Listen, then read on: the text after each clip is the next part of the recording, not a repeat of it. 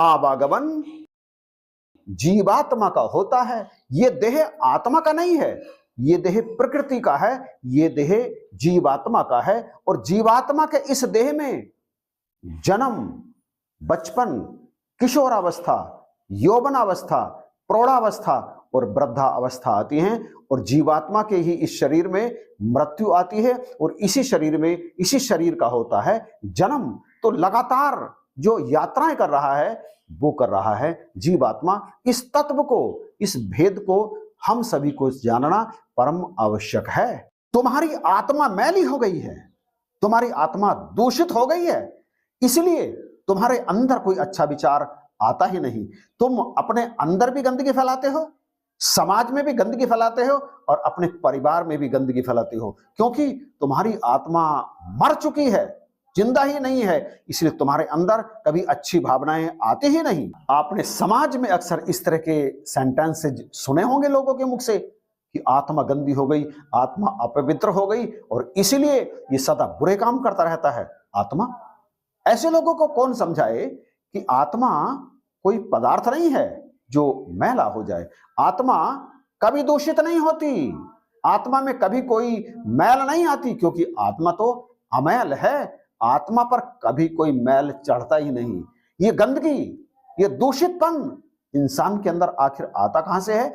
ये आता है उसके मन से और आता है उसके मन में। आत्मा में कभी कोई विचार नहीं होता, विचार होता है दिमाग में, और दिमाग में विचार आने से पहले उस पर दृष्टि टिकाती हैं हमारी इंद्रियां। किसी चीज को देखा, देखने के बाद उसका चित्र बना तुरंत, और वो तुरंत हमारे मस्तिष्क में पहुंच गया। मन ने उसके बारे में धारणाएं बनानी आरंभ कर दी और वहीं से दूषित विचार बनने शुरू हो गए मस्तिष्क में। इसलिए आत्मा के विषय में ऐसी बात कभी भी मत करना।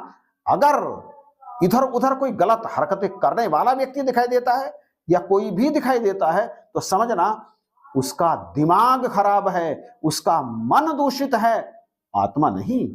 आत्मा तो अवैचारिक है, विचारों से बिल्कुल परे।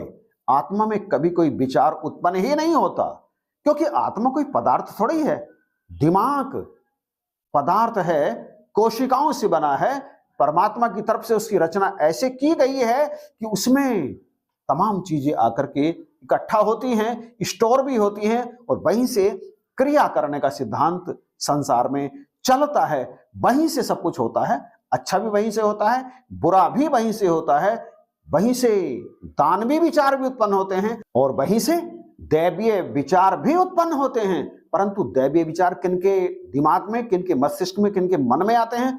उनके आते हैं जिनके घर का वातावरण दैवीय होता है, जहां निरंतर परमात्मा को मानने वाले आस्तिक लोग रहते हैं, जहां पर दानवी प्रवृत्तियां बिल्कुल भी नहीं होती, जहां पर प्रेम उत्पन्न होता है, जहां पर प्रेम का दरिया बहता है। ऐसे परिवारों में रहने वाले व्यक्ति या ऐसे परिवारों में बढ़ने वाले बच्चे आगे चलकर अपनी सोच को दैवीय सोच बनाए रखते हैं, क्योंकि उनके मस्तिष्क में, उनके मन में ठूस ठूस कर ये बात भर चुकी होती है कि इस संसार को दैवीय दृष्टि से देखना है। इस संसार में जितना कुछ भी दिखाई देता है वो सब मिटने वाला है। इसलिए जितने समय तक इस संसार में रहना है, जिनके साथ भी इस संसार में रहना है, उन सबके साथ मिल बर्तन का व्यवहार करके अपने जीवन को जीते चले जाना है।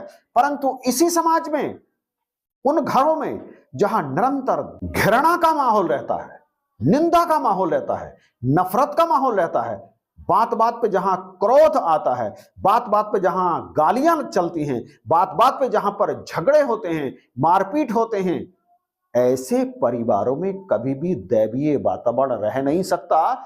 ऐसे परिवारों में कभी भी तरक्की नहीं हो सकती। ऐसे परिवारों में सदा ही बदहाली रहती है, कंगाली रहती है। ऐसे परिवारों में सदा ही निर्धनता रहती है, परमात्मा का वहां वास होता ही नहीं। इसलिए यदि आप चाहते हैं, जैसा कि सभी चाहते हैं कि उनके परिवार में खुशियां हो, उनके परिवार में प्रसन्नता हो, सारे सदस्य प्रेम से रहें, तो प्रेम तो पहले अपने अंदर प्रकट करना पड़ेगा ना। प्रेम कहीं से आता थोड़ी है, हमारे अंदर ही रहता है। बस हम उससे कुचल चुके होते हैं, उसे दबा चुके होते हैं। अपनी अपने मन में आने वाले, अपने मस्तिष्क में आने वाले पैशाचिक विचारों को क्रियान्वित करने के लिए। पैशाचिक जीवन कोई जीवन थोड़ी होता है।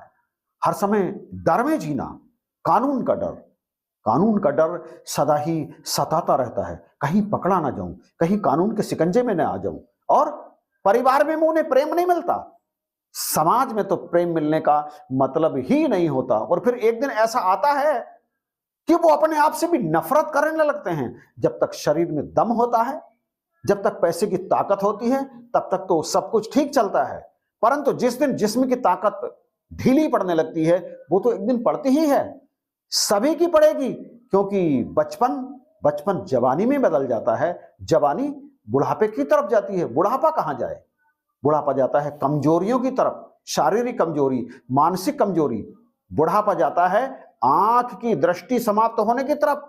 बुढ़ापा लेकर के जाता है कान में सुनाई आवाज आनी बंद होने की तरफ।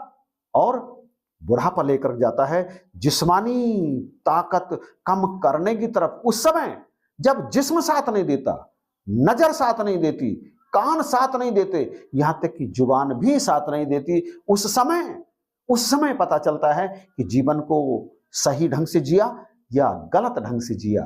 अंतकाल उन्हीं का समृद्ध होता है, उन्हीं का सुख में होता है, उन्हीं का अंतकाल आनंदित होता है, जिन्होंने अपने बच्चों में संस्कार भरे हुए होते हैं, जिन्होंने अपने बच्चों को नैतिकता का पाठ पढ़ाया हुआ होता है, जिन्होंने उन्हें एक अच्छा नागरिक बनने की शिक्षा दी होती है, जिन्होंने अपने परिवार में प्रेम का वातावरण बना करके रखा है। वहां क्रोध नहीं होता उन परिवारों में। उन्होंने अपने बच्चों को अच्छी बातें सिखाई, अच्छा नागरिक बनाया, और अंतकाल में वे बच्चे जो संस्कारित हैं अपने माँ बाप की सेवा करते हैं। बाकी अगर दुनिया की चमक दमक में आप अपने संस्कारों को भूल जाते हैं, तो फिर एक दिन ऐसा आता है कि पछताना पड़ता है। और उस समय पछताने के अलावा कुछ कर भी नहीं सकते, क्योंकि जिस्म साथ नहीं देता, जिस्म के अंग साथ नहीं देते, अंदर वाले अंग भी अपना काम करना धीरे धीरे बंद कर देते हैं। तब केवल और केवल परमात्मा की याद आती है। अंतकाल में परमात्मा को याद किया, सारे जीवन गंदगी ढोता रहा, सारे जीवन दुष्कर्म करता रहा, सारे जीवन अनैतिक कार्य करता रहा, परमात्मा को तो कभी याद किया ही नहीं। अंतकाल में शरीर में जब इतनी पीड़ा होगी तो परमात्मा को कैसे याद करेगा?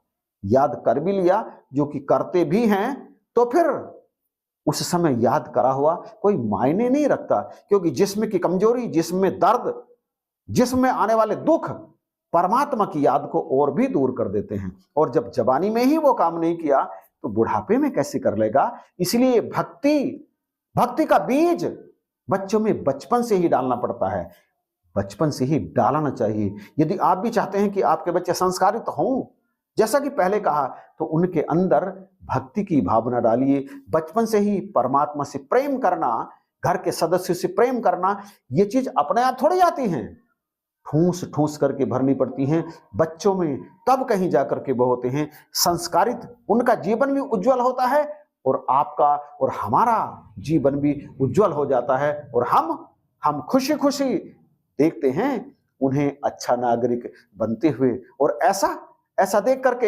हमें गर्व का एहसास होता है, और उन बच्चों का जीवन भी होता है सुख में। इसलिए आत्मा के दूषित होने के विचार को निकाल दीजिए, वो तो कभी दूषित होती ही नहीं, क्योंकि वो पदार्थ नहीं है। इसलिए आत्मा के ऊपर मैल चढ़ने के विचार को निकाल दीजिए, क्योंकि वो तो अमैल है, उसमें कभी मैल चढ़ता ही नहीं है। ये सारे का सारा खेल इस शरीर में चलता है, इस देह में चलता है, और इस देह के इस वाले हिस्से में चलता है, क्योंकि मस्तिष्क यहीं तो रहता है, और मस्तिष्क के साथ मन डोलाता है, मन विचलित करता है। तमाम तरह के अनैतिक विचार या फिर नैतिक विचार इसी मन में तो आते हैं, और यहीं से हमारे जीवन की दिशा तय होती है कि हम सही दिशा में जाएंगे या फिर गलत दिशा में जाएंगे। जाना तो है, चाहे अच्छी दिशा में जाओ या फिर गलत दिशा में जाओ, फैसला आपको करना है। दुनिया की चमक दमक से दूर एकांत, शांत, निस्तब्ध वातावरण, जहां पर है शालीनता, जहां पर है शांति, जहां पर है आनंद, उस तरफ, या फिर उस तरफ जहां पर है नफरतें, जहां पर है निंदाएं, जहां पर है कटुता, जहां पर है द्वेष, उस तरफ जाना है। फैसला आपको ही करना है कि आप अपने बच्चों को किस तरफ भेजना चाहते हैं। आप निर्णय करें। मुझे लगता है निश्चित रूप से आप निर्णय करेंगे कि आप उन्हें भेजेंगे सही दिशा की तरफ।